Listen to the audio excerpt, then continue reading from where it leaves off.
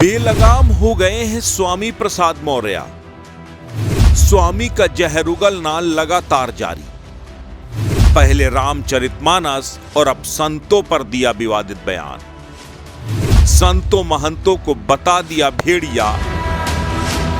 रामचरितमानस पर विवादित बयान के बाद अब स्वामी प्रसाद मौर्य का एक और विवादित ट्वीट सामने आया है। अब उन्होंने संतों महंतों और धर्माचार्यों पर भी हमला किया है और कहा है कि अब धर्म की चादर में छिपे भेड़ियों से दूरी बनाओ। इससे पूर्व स्वामी प्रसाद मौर्य ने ट्वीट कर कहा था कि देश की महिलाओं, आदिवासियों, दलितों और पिछड़ों के सम्मान की बात क्या कर दी, मानो भूचाल आ गया। एक एक करके संतों महंतों और धर्माचार्यों का असली चेहरा बाहर आने लगा। सिर नाक कान काटने पर उतर आए। कहावत सही है, मुंह में राम बगल में छुरी, धर्म की चादर में छिपे भेड़ियों से बनाओ दूरी। इतना ही नहीं, स्वामी प्रसाद मौर्य ने यह भी कहा कि अभी हाल ही में मेरे द्वारा दिए गए बयान पर कुछ धर्म के ठेकेदारों ने मेरी जीभ काटने और सिर काटने वालों का इनाम घोषित किया है। अगर यही बात कोई और कहता तो यही ठेकेदार उसे आतंकवादी बना देते।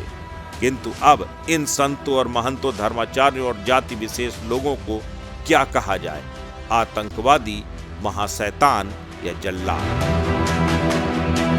स्वामी प्रसाद मौर्य की जहरीली बयानबाजी पर अखिलेश यादव की चुप्पी और परोक्ष समर्थन बता रहा है कि जुबान भले ही स्वामी प्रसाद मौर्य की हो, लेकिन पर्दे के पीछे से रणनीति अखिलेश यादव की ही है। लगातार खबरें आ रही थीं कि रामचरितमानस पर दिए गए विवादित बयान के बाद अखिलेश यादव स्वामी प्रसाद मौर्य से नाराज हैं, लेकिन आज उसका भी भेद खुल गया। जब अखिलेश यादव की स्वामी प्रसाद मौर्य से मुलाकात हुई, स्वामी प्रसाद बाहर निकले, तब और ज्यादा कॉन्फिडेंट नजर आ रहे थे। उन्होंने कहा कि अब पार्टी जातीय जनगणना की लड़ाई लड़ेगी और केंद्र को पत्र भेजकर उसे जाति जनगणना कराने के लिए मजबूर करेगी।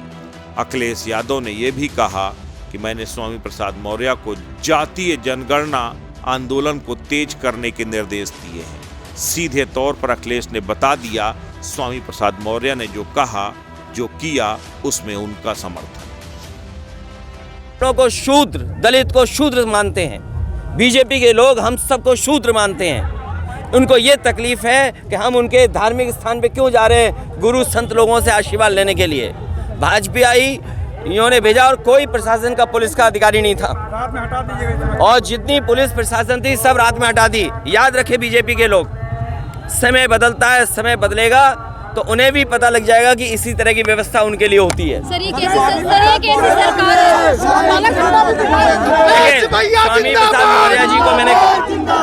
स्वामी प्रसाद मौर्य जी को मैंने कहा है कि जाति जनगणना के आंदोलन में आगे बढ़ें।